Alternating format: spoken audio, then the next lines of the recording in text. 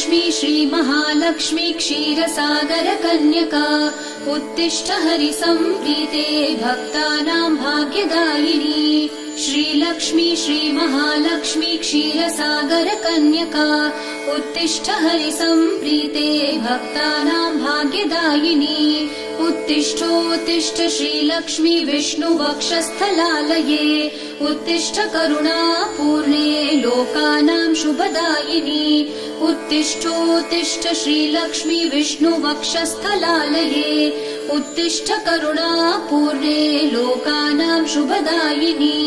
श्रीपद्ममध्यवसिते वरपद्मनेत्रे श्रीपद्महस्तचिरपूजित पद्मपादे श्रीपद्मजात जननी शुभपद्मवक्त्रे श्रीलक्ष्मी भक्तवरदे तव सुप्रभातम्।